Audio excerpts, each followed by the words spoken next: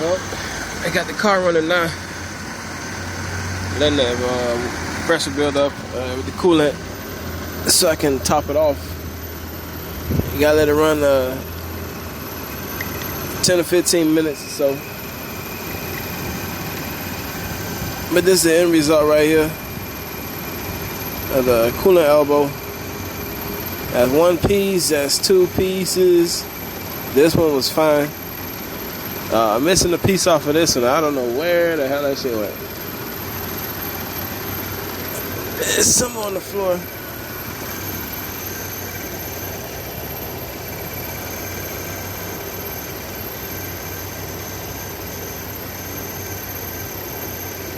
There's some on the floor.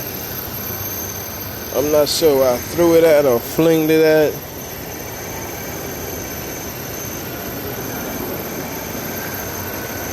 But coolant elbow is a piece of shit. Anybody who got a GM knows that shit. If you probably experienced it 6 or 7 times more than me, depending on the type of situation that goes on with these engines.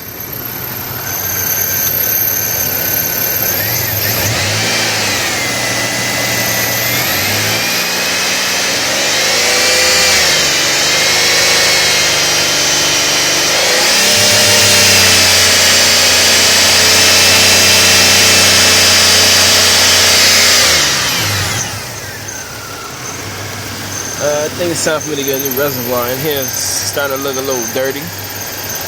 It was clean, I cleaned it out before, but it's starting to get muggy again. GM recommends Dexcool, which is that red looking coolant.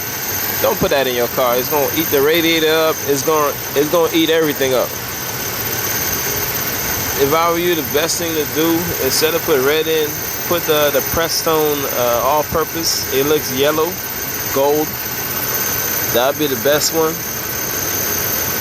That one is all weather. Also, Dexcool is good, but at the same time, it eats up the radiator. It turns everything orange, and I don't know how it happens, but it bubbles up. It cooks up, bubbles up, and it starts to break apart the plastic components. In this case, the elbows start to break apart. So if you have GM and you like to change your coolant, go with the all-purpose Prestone. It's gold and yellow looking. Some of them are 50-50, some of them are straight pure. You can put a pure bottle in and then put like a gallon of water with it. If it's 50-50, it's already mixed for you. You just add as needed, and that should help you out 100% better on the cooling, as well as the life of the components with the radiator.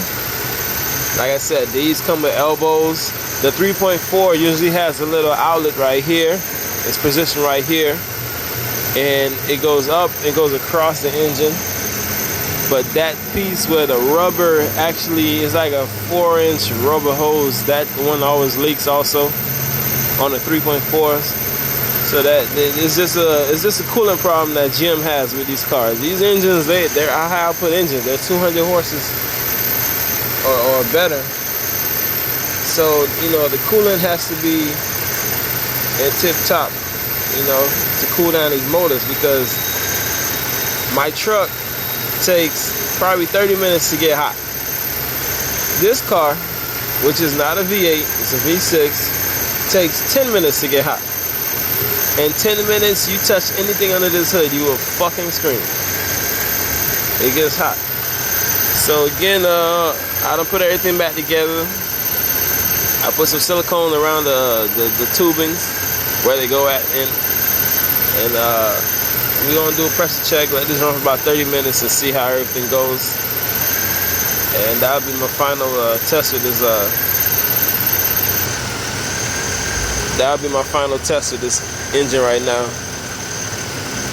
So I'm just letting everything circulate, let the water circulate, let it build up, let it run for 30 minutes or so, and top it off as needed, and you should be good to go. And that'll be it. Again, this is just coolant elbow replacement. That shit blew out on me this morning.